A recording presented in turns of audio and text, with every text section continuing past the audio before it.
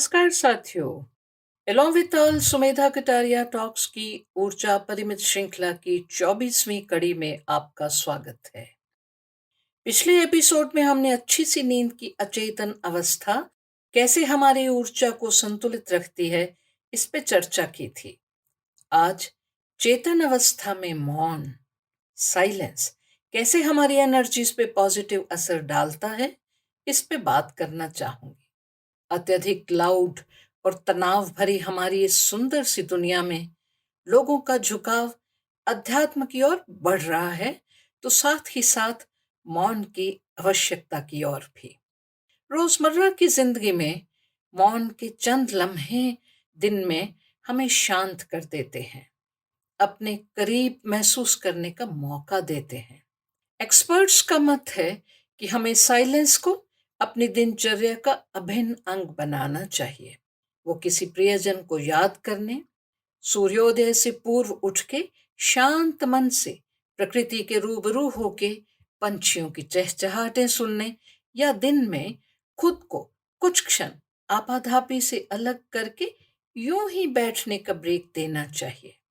आरंभ में चाहे एक दिन में कुल आधा घंटा ही मौन की धारणा की जाए, और वो भी 10-10 मिनट की अवधि में बांट बांट कर, पर ये कवायद आपको जरूर अच्छा महसूस करवाएगी, ऐसा विश्वास है। साइलेंस या मौन ऑब्जर्व करने का अर्थ ये नहीं कि केवल जुबान से शब्दों के प्रयोग पे निषेध है। साइलेंस है मन की शांत अवस्था, स्मृतियों, ख्यालों की भीड़ के शोर से भी परे विचार शून्यता की स्थिति का प्रयास। कबीर ने कहा है, कबीरा यह गत अटपटी चटपट लखी न जाए, जब मन की खटपट मिटे अधर भया ठहराए। शब्दहीन होना मात्र ही मौन नहीं है, मौन है मन का शांत हो जाना, अर्थात कल्पनाएं व्यर्थ उड़ाने न भरें। आंतरिक मौन में लगातार शब्द मौजूद भी रहें तो भी मौन बना ही रहता है। Life falls apart but you don't have to की लेखिका जूली पॉटिकर के अनुसार silence can benefit us if we use it wisely. यदि हम चुप्पी धारकर स्वयं को विचारशीलता की गति को थोड़ा सा स्लो डाउन करके बाहर की आवाजों को सुनने पे ध्यान लगाने दें, तो हमारा मन बेवजह भटकने और चिंताओं में घिरने से बच सकता है।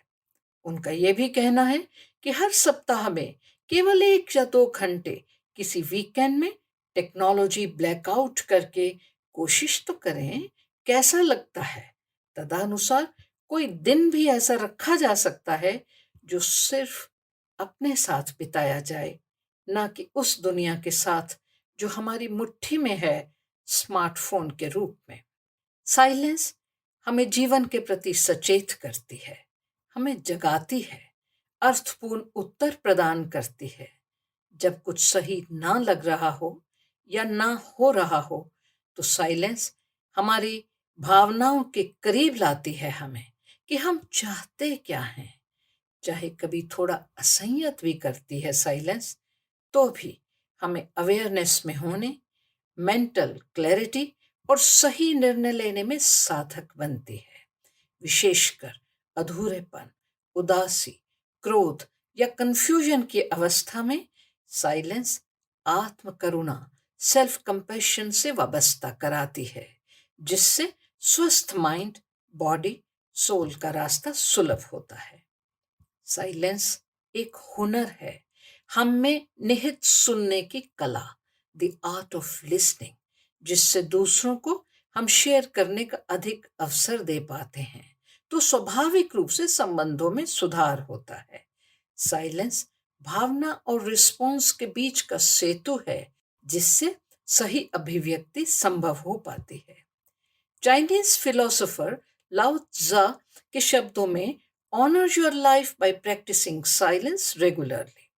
साइलेंस हमारी शक्ति का सोर्स है, जिसे प्रयोग करके हम ये संदेश खुद को भेजते हैं कि हमें सुना जाना चाहिए। एक फलसफे के अनुसार इल्म की इब्तदा है हंगामा, इल्म की इंतहा है खामोशी। साइलेंस सृजन की प्रक्रिया का एक अहम तत्व है।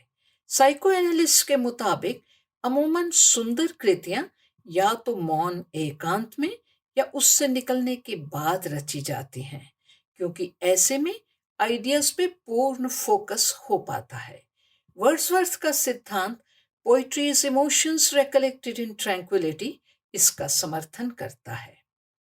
मौन का स्वभाव ही है शांत करना, पर मौन हम में धैर्य का भी संचार करता है। जब हमें मौन की अहमियत का एहसास होने लगता है, तो रूटीन में पेशेंस टेस्ट करने वाली स्थितियों जैसे ट्रैफिक जैम, कतार में खड़े होना इत्यादि हमें उत्तेजित नहीं कर पाता। मौन से संकल्प शक्ति की वृद्धि तथा वाणी के आवेगों पर नियंत्रण होता है। मौन आंतरिक तप है, इसलिए ये आंतरिक गहराइयों तक ले जाता है। मौन के क्षणों में अंतःतल के नवीन रहस्य उद्घाटित होते हैं।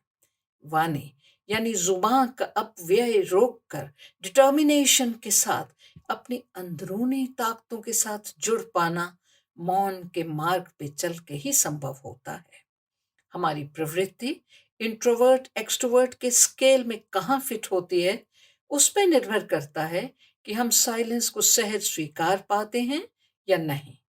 कुछ ये उम्र का तकाजा भी होता है, इसलिए कईयों को तो साइलेंस के नाम से ही बेचैनी होने लगती है। Fair enough. शारीरिक स्तर पर साइलेंस तुरंत जो प्रभाव दिखाती है, उससे बीपी का कम होना, हार्ट रेट में कमी आना, सांसों का संयत होना, मसल टेंशन कम होना है और फोकस होने में मदद करती है साइलेंस। यानी नेगेटिविटी को काउंटर करने का प्रभावशाली शस्त्र है साइलेंस। पर पॉजिटिव इम्पैक्ट जो अधिक स्थायी होता है, उसका मार्ग शांति से प्रशस्त करती है, आराम आराम से, एकदम नहीं। साइलेंस के साथ ब्रीदिंग को सिंक करने का नियमित अभ्यास हायर एनर्जीज में विचरण, आत्मिक आनंद और आध्यात्मिक अनुभूतियों का रसास्वादन सुलभ कराने लगता है। हम मौन को सही कारण के लिए अपनाते हैं या आत्मविश्लेषण के लिए या किसी सजा के रूप में खुद पर थोपने के लिए, इस पे निर्भर करता है साइलेंस का प्रभाव। बाजी दफा हम बस चुप हो जाना चाहते हैं, कुछ भी कहना नहीं चाहते, खुद को रोकते हैं अभिव्यक्ति से, जबरदस्ती अपना मुंह बंद रखना चाहते हैं। और साथियों, ऐसी अवस्था जिसमें कहीं हमारी भ्रिकुटी तनी रहती है, क्रोध बिफर रहा होता है, आंखें बरसने को तैयार, तो मौन का मार्ग है राइट चॉइस, एकदम सही ऑप्शन। हम लबों से कह न पाए उनसे हाले दिल कभी, और वो समझे नहीं ये खामोशी क्या चीज है। मौन हो या बोल, चुप्पी हो या अभिव्यक्ति, शांत रहने की कला हो या कथारसिस देने का मादा, ना सब हमेशा बुरा, ना सब हमेशा अच्छा। अपने साथ हो सके हम, अपने मित्र, सखा, परिजन की मानिंद अपने को जानकर, समझकर, समझाकर सही करना बहुत अहमियत रखता है। तो ही बात बनती है साइलेंस की या एक्सप्रेशन की। चतुर्मास चल रहा है, बहुत से साधु संत सन्यासी इस अवधि में मौन रखते हैं। प्राइमा फेसाई ये बड़ा अचंभित करता है कि कैसे संभव है कुछ भी ना बोलना और खुश भी रहना। साथियों, हमारी ऊर्जा अपार है, उसे सहेज के रखना ही हमारा दायित्व नहीं, हमारी ऊर्जा से सौहार्द, करुणा, संवेदनाओं का भी संवर्धन हो, इसके लिए सजग होना हमारे अपने लिए, हमारे संबंधों के लिए और इसी दुनिया और सामाजिकता के बीच रहते आत्मबोध के लिए मौन की अपार अहमियत है, जिसे तवज्जो देकर हम अपनी ऊर्जा की अपरिमितता की थाह पा सकते हैं, विस्तार महसूस कर सकते हैं और अहम ब्रह्मास्मि की सार्थकता। अपने कमेंट्स से जरूर अवगत करवाइएगा। जल्द ही फिर मिलेंगे। जय हिंद।